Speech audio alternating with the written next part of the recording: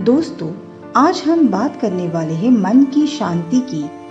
जीवन में मन की शांति का होना बेहद जरूरी है, क्योंकि अशांत मन इंसान के जीवन में दुख और नकारात्मकता भर देता है और इंसान की जिंदगी जीने की इच्छा तक खत्म हो जाती है। इसलिए अपने मन की शांति के बारे में सोचिए। इसी आधार पर आज की हमारी कहानी है। एक गांव में एक बूढ़े बाबा रहते थे। उनके पास एक पुरानी घड़ी थी जिससे उन्हें बहुत ही लगाव था, पर एक दिन वह घड़ी कहीं खो गई।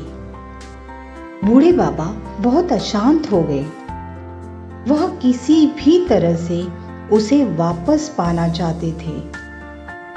उन्होंने घड़ी खोजने की बहुत कोशिश की।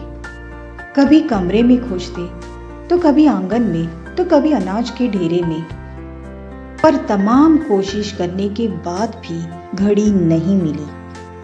फिर उन्होंने सोचा कि इस काम के लिए बच्चों की मदद ली जाए। उन्होंने बच्चों को आवाज दी और कहा, सुनो बच्चों, तुम में से जो भी कोई मेरी खोई हुई घड़ी खोज देगा, उसे मैं इनाम दूंगा। फिर क्या था, सभी बच्चे जोर शोर से इस काम में लग गए। वे हर जगह की छानबीन करने लगे, ऊपर नीचे, अंदर बाहर, आंगन में, हर जगह। पर घंटों बीत जाने पर भी घड़ी नहीं मिली।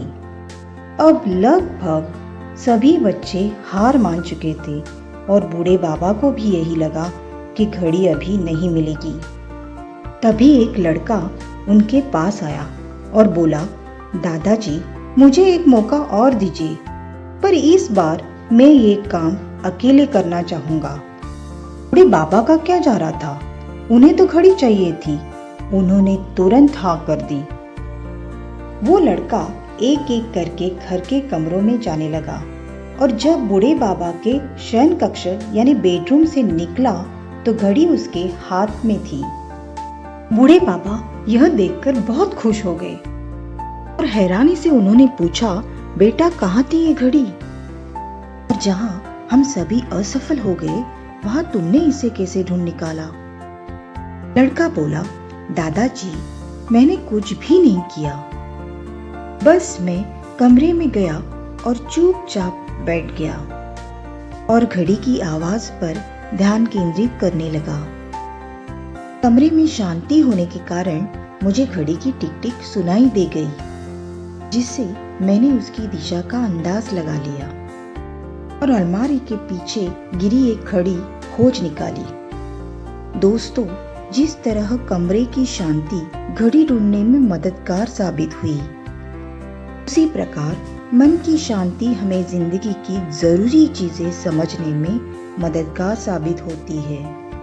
हर दिन हमें अपने लिए थोड़ा सा वक्त निकालना चाहिए, जिसमें हम बिल्कुल अकेले हो, जिसमें हम शांति से बैठकर खुद से बात कर सके। तो ही अच्छे ढंग से हम जिंदगी जी पाएंगे।